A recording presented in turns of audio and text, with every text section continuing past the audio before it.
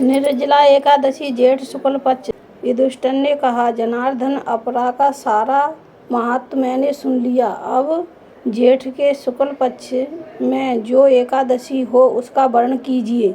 भगवान श्री कृष्ण बोले, राजन, इसका वर्णन परमात्मा सत्यवती नंदन व्यास जी करेंगे, क्योंकि वे संपूर्ण शास्त्रों के तत्वज्ञ और वेदांगों के पारंगत विद्वान हैं। वेद व्यास जी कहने लगे, दोनों ही पक्षों की एकादशियों को भोजन न करें। द्वादशी को स्नान याद से पवित्र हो फूलों से भगवान केशव की पूजा करके नित्य कर्म समाप्त होने के पश्चात पहले ब्राह्मणों को भोजन देकर अंत में स्वयं भोजन करें। राजन, जन शौचालय और मरणा शौच में भी एकादशी को भोजन नहीं करना चाहिए। यह सुनकर भीमसेन बोले, हे पितामह, भ्राता युधिष्ठिर, माता कुंती, द्रौपदी, अर्जुन और नकुल और सहदेव याद एकादशी को दान वह व्रत करते हैं और मुझसे एकादशी के दिन अन्न खाने को मना करते हैं। मैं उनसे कहता हूँ कि मैं भूखा नहीं रह सकता। व्यास जी बोले, भीमसेन, यदि तुम नरक को बुरा और स्वर्ग को अच्छा समझते हो तो प्रत्येक माह की दोनों एकादशियों को अन्न न खाया करो। भीमसेन बोले, पितामह, मैं आपसे पहले भी कह चुका हूँ कि मैं एक दिन एक समय भी भोजन किए बिना नहीं रह सकता। फिर मेरे लिए पूरे दिन का उपवास करना कठिन है। यदि मैं प्रयत्न करूं तो एक व्रत अवश्य कर सकता हूं। अतः आप मुझे कोई एक व्रत बताइए जिससे मुझे स्वर्ग की प्राप्ति हो। व्यास जी बोले, भीमसेन, कृष्ण और मिथुन संक्रांति के मध्य में जेठ माह की शुक्ल पक्ष की एकादशी होती है, उसका निर्जला व्रत करना चाहिए।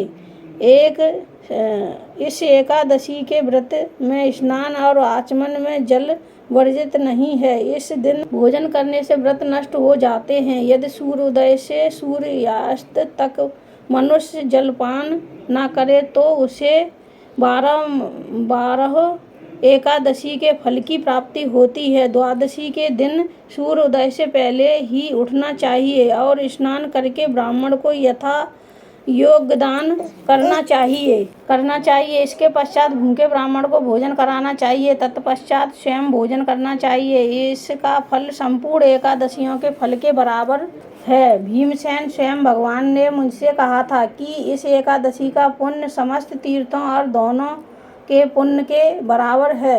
एक दिन निर्जल रहने से मनुष्य सब पापों से मुक्त हो जाता है। जो मनुष्य निर्जला एकादशी का व्रत करते हैं उनको मृत्यु के समय भयानक यमदूत नहीं दिखते हैं। उस समय भगवान विष्णु के यमदूत स्वर्ग से आते हैं और अपने पुष्पक विमान पर बिठाकर स्वर्ग ले जाते हैं।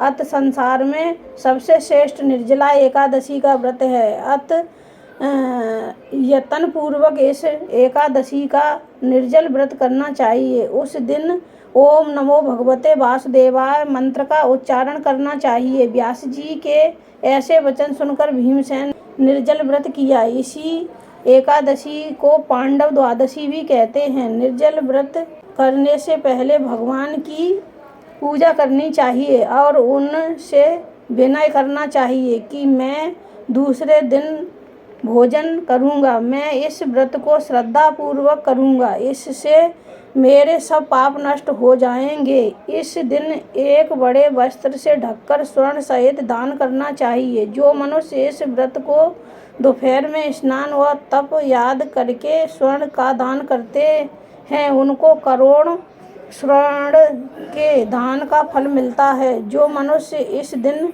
यज्ञ होमादि करते हैं उसका फल वर्णन भी नहीं हो सकता। इस निर्जला एकादशी के व्रत से मनुष्य विष्णु लोक को जाता है। जो मनुष्य इस दिन अन्न खाते हैं उन्हें चंडाल समझना चाहिए। वे अंत में नरक में जाते हैं। ब्रह्म हत्यारे, मंद्रापान करने वाले, चोरी करने वाले, गुरु से द्वेष रखने वाले, असत्य बोलने वाले इस व्रत को करने से स्वर्ग को जाते हैं। हे कुंती पुत्र, जो पुरुष या स्त्री इस व्रत को श्रद्धा पूर्वक करते हैं उनका निम्नलिखित कर्तव्य है। उन्हें सर्वप्रथम विष्णु भगवान की पूजा करनी चाहिए। तत्पश्चात गोदान करना चाहिए। उस दिन ब्राह्मणों को दक्षिणा मिष्टान याद देना चाहिए। निर्जला के दिन अन्न वस्त्र छत्र उपनाह याद का दान करना चाहिए। जो मनुष्य इस कथा को प्रेम पूर्वक सुनते व पढ़ते हैं उनको स्वर्ग की प्राप्ति होती है। कथा सार। भक्त को चाहिए कि वह अपनी कमजोरियों को अपने गुरुजनों या परिवार के बड़ों से न छिपाए। उन पर विश्वास रखते हुए अपनी समस्याएं उन्हें बताए ताकि वे उसका कोई उचित उपाय बताएं।